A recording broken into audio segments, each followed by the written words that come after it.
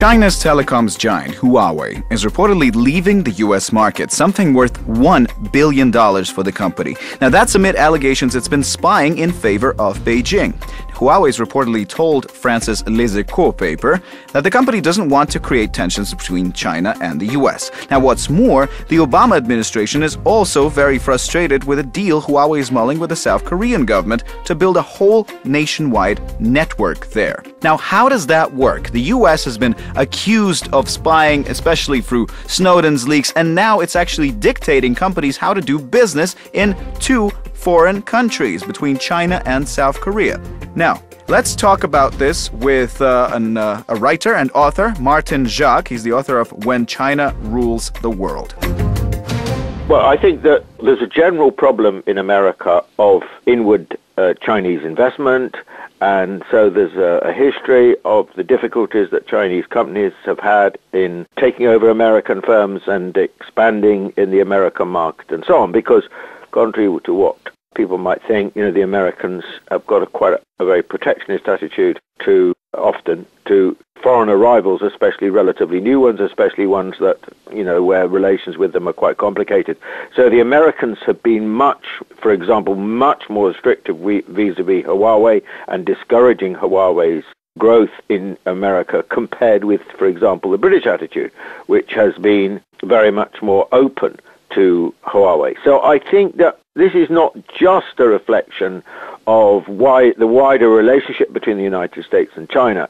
It is also a very specific question, which is American attitudes towards Chinese companies. You think this is more of a business thing than a political thing? No, I think the two, of course, overlap heavily in this case, because Huawei is seen, certainly by the American administration and Congress and so on, as very close to the Chinese government.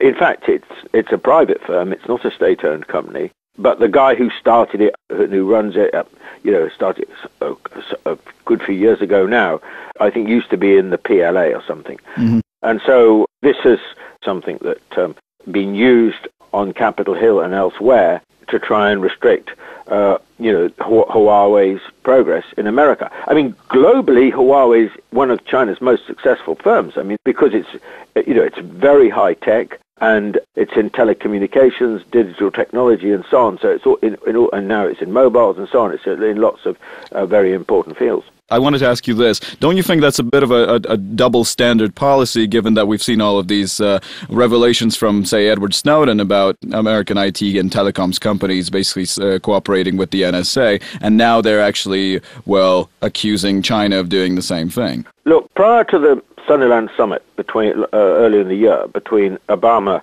and Xi Jinping, there was a huge American propaganda effort around the issue of cyber espionage, accusing the Chinese, and particularly a company like Huawei, of being involved in sort of cyber warfare against the United States.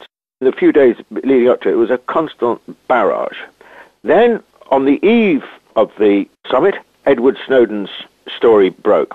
And of course, what Edward Snowden's story reveals is the Americans have been up to their neck in cyber espionage on a basis that none of us realized. And not only that, but they've been heavily involved in both inclusion and in interference with their own technology firms, their own Silicon Valley firms, to the acute embarrassment of Google and all the rest of it. So we now know that all of this stuff which we've been freely using, we know is actually being used to spy on each and every one of us, including, of course, the Chinese.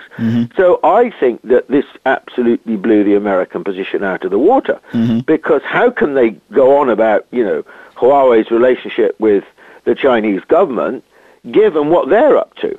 So I think on this, the Americans have been total hypocrites. All right. Well, right now, actually, the Obama administration is very much concerned about Huawei's cooperation with South Korea to build a nationwide broadband and Wi-Fi system. Now, really, is it in the position to dictate orders to two other countries on how they should cooperate with each other? Would you take the advice of a country that's been spying globally on everyone? No, I wouldn't. I think the Americans on this are not to be in any way trusted. We only know about this huge global surveillance operation, because Edward Snowden had the courage to speak out. And so I would say, it's up to the South Koreans what they decide to do. But, I would say that South Korea and Huawei collaboration is obvious. South Korea Huawei is a very good firm. It produces very good products. It does them at a very competitive price, and it's got a lot to offer the South Koreans. What's more, in the longer run, one thing I'm sure of, and that is the relationship between South Korea and China is going to get closer and closer. Because, historically, its relationship with the United States, which has, of course, been its major orientation since the Korean War, is in decline, in my view. And, China is, historically speaking, over a much longer period, its natural partner. And I expect that to be the orientation in the longer run. All right, my final question to you. Given these little grudges that China and the U.S. have, not really little, these grudges, how do you think their relationship will be developing in the coming, years, and how is that going to be affecting business ties, because they are, of course, very important business partners? Well, I think it's very, very difficult to predict, because there are various different scenarios. Look, one thing that could happen is that the two countries become very estranged from each other. Now, I don't think this would be a repeat of the Cold War, because in the Cold War, the Soviet Union was never part of the international system that the Americans were part of. There was a Soviet system with Comecon, and there was the Western system of IMF and the World Bank and so on. Now, we're dealing with a very different situation now, because China has deliberately, and in my view, absolutely rightly, sought to become part of the existing international system. It got membership of the WTO. It is hugely important and integrated with the global economy. Whereas the Soviet Union was outside all of that, China is absolutely inside it. Mm-hmm. And China cannot be excised, removed from it by the United States. So there is a profound relationship of interdependence.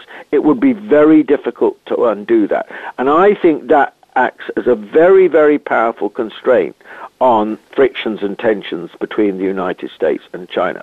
So if it can't be removed, what would be the next worst scenario? The next worst scenario would be a situation where the United States decides to try and take trading initiatives, for example, which seek to exclude China. You can see the Americans have been doing this over the last several years with the Trans-Pacific Partnership, to some extent with the US-Europe deal and so on. The TPP, the Trans-Pacific Partnership, deliberately seeks to exclude China. So this could lead to what should we describe as a balkanization of the international trading system, where you get there's still certain forms where everyone's part, in certain ways in which everyone's part of it, all nations or the great majority of nations are part of it, and other ways in which it's done on a more selective basis. That process is not to be excluded, and clearly Americans have been seeking to explore this possibility because they're worried about the rise of China and they want to try and hold on to their position. I hope that this is happening. I hope it doesn't go too far, because I think it would affect global prospects, global economic prospects and so on, as well as foment wider political and even military tensions. Thank you very much. That was Martin Jacques, author of When China Rules the World. Burning Point. I also, for this program, wanted to get an inside perspective on this whole situation from a former employee of the National Security Agency who's actually released information revealing that the U.S. government has been extracting vast amounts of personal data from its citizens. So we've got Bill Binney on the line with us here on Burning Point.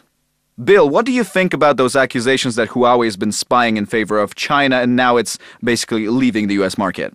I think it's probably more likely true than not, because it's very simple. If you buy equipment purchased from a foreign company, manufacturer, you always have to check to make sure there isn't some kind of physical or implant of code in there to make sure it's not malicious. In other words, it's like taking in a virus. Unless you check to make sure there's no virus in the system, either in the hardware or the software, whereby you have that potential of being drained of information that you might find critical to your business. All right, so Huawei has said basically to Les Echos, which is a French paper, that they are quitting the market, the U.S. market, in order not to stand in between the relations between the United States and China. Do you think that's kind of a good move for a business? Well, I think, to me, the implication there would be that they found some implanted software and or hardware on the systems they've been selling inside the United States. That would provide a tap for the Chinese government inside. It's like the implants that the Chinese government would now have in our system. I think since they've got caught, I think they probably are, they're probably going to lose business, I'm sure, just like we are with the relationships in Europe. I mean, at least our companies are because of what they've been doing with NSA. So it's a similar thing. It's simply it's the Chinese doing it, not the U.S. All right, but do you think from the standpoint of a U.S. consumer basically being spied on from the Chinese government, is that different and worse than being spied on by your own government, which is pretending that it's fighting against terrorism? From a foreign intelligence perspective, no, that there's no difference really. I mean, it's all the same. But from a user, from basically a U.S. citizen, what do you think about that? From my perspective, I don't care if the Chinese know what I'm saying. I try to say everything openly anyway, so I don't care that NSA knows what I say either. So I just try to put sunshine on everything, so I don't really care if they know or not. So, I mean, it doesn't make any difference to me, but that's me. I mean, I don't have anything in particular that I protect or need to protect. What kind of choice is the U.S. consumer left with in the end?